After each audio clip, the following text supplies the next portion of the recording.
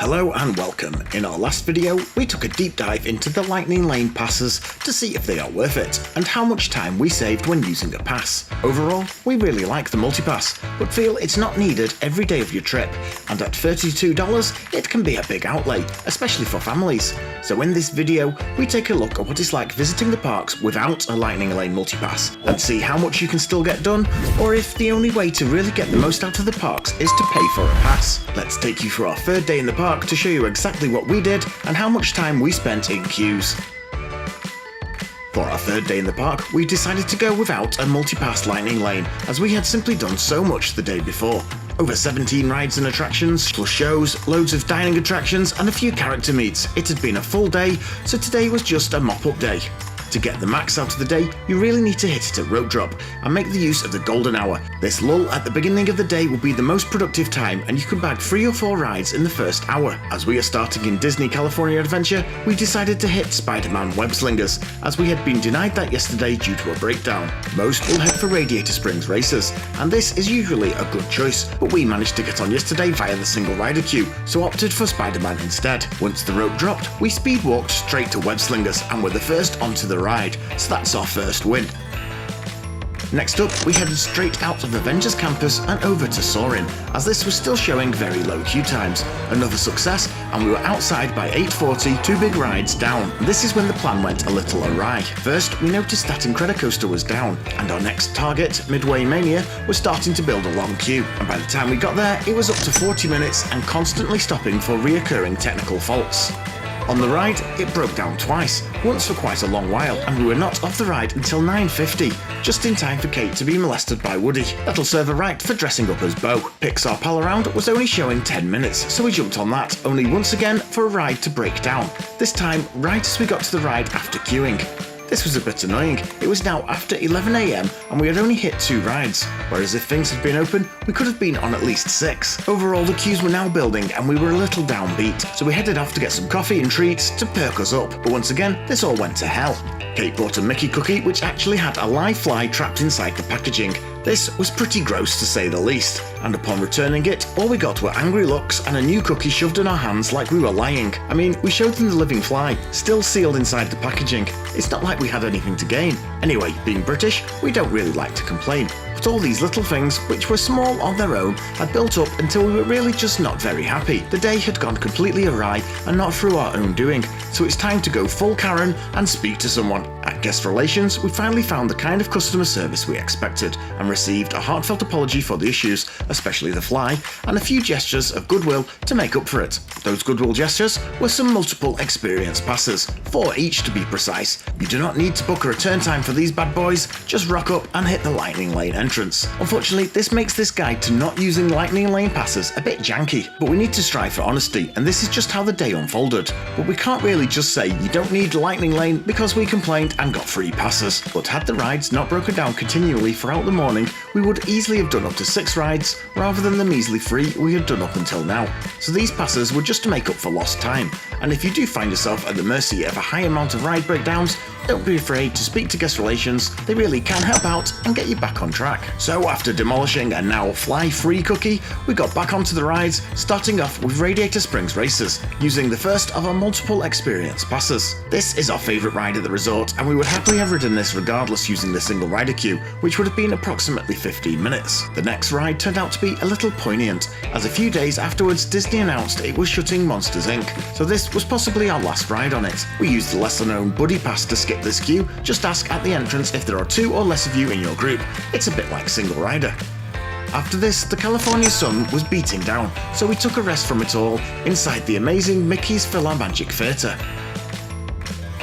The Incredicoaster had been closed all morning, but had started to run test loops, so we hung around the entrance to see if it was about to open, but this ended up just wasting more time as the ride was not open for quite a while longer. It was now getting around lunchtime, so we headed over to the incredible Lamplight Lounge, where we had reservations at 1:15 PM. If you want to know how to get reservations for these hard-to-book restaurants, we have a guide linked in the description. After some nice downtime and some great cocktails, taking advantage of the secret menu, we headed over to Disneyland Park as we were on a park hopper ticket. As we had our multi-attraction passes, we decided to make use of these and hit Rise of the Resistance. This is the hardest ride to beat the queue on, and we normally only manage it with Ropedrop, as we had done yesterday, but these passes got us onto pretty much any ride, so we took the opportunity. After heading up to a Star Destroyer and then back down to Earth, Batu, we looped around to Tomorrowland to tick off another big miss from yesterday, Space Mountain. Kate sat this one out as she does not like dark roller coasters, so I hopped into the single rider queue, taking around 15 minutes to get on. It was then over to Nemo's submarine voyage for some underwater fun. This was it for our time in Disneyland, and we hopped back over to DCA for the evening, but it's worth pointing out we spent quite a bit of time at Disneyland Park, taking in the park rather than rushing around just hitting the rides, like we do when using the Lightning Lane passes. Back in DCA, we grabbed some dinner over in San Francisco, getting the classic sourdough chowder bread bowls from Boudin Bakery. Serious comfort food. After eating, we headed towards Guardians to use another multi-experience pass, but as we got to Web Slingers, which had been broken down, we noticed the cast members were literally opening up the queue line ready for reopening, so we managed to blag a free walk-on just by good timing.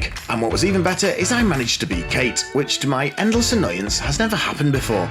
She barely plays computer games, and by her own admission doesn't even know what's going on with Web Slingers, but constantly beats me, once even managing to best me while she was blind. But I finally got the upper hand, and we can safely never play this again as I retire champ. We then carried on with our plan onto Guardians, leaving us just one multi-experience pass left. We had booked a virtual queue for the 9 PM World of Colour and wanted to be there at least 1 hour prior for a good spot. We really didn't know what we wanted to use our last experience pass on, but as we just love Radiator Springs races and the queue was showing over 80 minutes, we just decided to do a sunset evening run on the ride just as the town was lighting up. With that in the bag, it was over to Paradise Gardens to take in the new World of Colour Happiness show, with a full guide to that in the description and above. After the show, there was very little left in California Adventure we wanted to do, and the park was due to close pretty soon, so we decided to head over to Disneyland Park one last time, but not before a nighttime blast on a Credicoaster. Kate again sat this one out as she had had her fill of fast rides, so I hit the single rider line and was on in only 15 minutes. However, once at the front of the queue, the cast members needed to board an accessible guest, so I had to wait an extra cycle. And then some VIP guests wanted to ride again, so I was forced to wait out another ride. Honestly, I didn't even say a thing, but the ride loader proactively said I could stay on after my ride and go around again, so 2 for the price of 1. And I timed it perfectly just as the Disneyland fireworks were going off. As we walked out of DCA, we caught a Celebrate Happy show on the Cafe Circle Theatre, and then headed over into Disneyland Park one last time. We wanted to hit some of the Fantasyland rides as the queues had dropped quite a bit as we approached the midnight park closing time. Peter Pan's Flight, one of our favourite rides in the world, was only showing a 20-minute queue, and it may have been even less. This is one of Walt's babies, and an opening day ride, and one that really started the whole theme park concept, transforming a pretty basic and janky ride into something magical with pretty limited resources.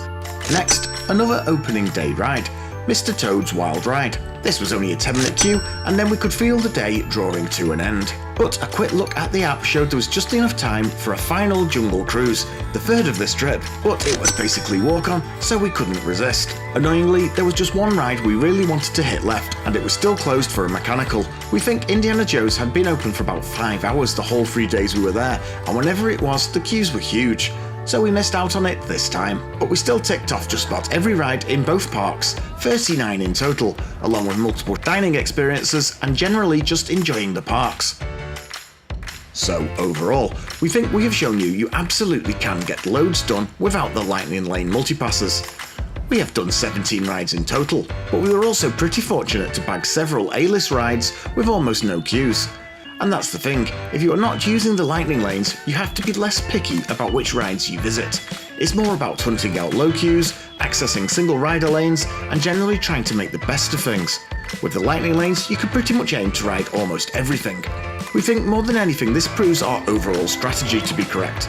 If you are visiting for 2 or more days, which we think you should get a Lightning Lane multipass for at least the first day, and use the remaining days as a mop-up. We do find on days when we are not using the lightning lanes, things are much less rushed. You can take a breather and just enjoy the surroundings, grab some photos and take your time at the dining locations. It's all just nicely laid back. With the lightning lanes, there seems to be a constant pressure to get to the ride to redeem so you can book the next. So if you prefer a slower pace, not using the lanes might be the way to go, but you also have to accept you will probably do quite a bit less. It is interesting we managed 17 rides on both days, but you do have to factor in the free passes we were given. While we probably could have done as many rides without them, it's unlikely we could have done as many A-list rides. We definitely would not have done Rise of the Resistance, and even Guardians would have been challenging. We only spent 3 hours 40 minutes in queues compared to the 6 hours we saved the day before. If we had targeted the big rides, we would have queued an awful lot longer. It also massively helped that we had covered so much the day before.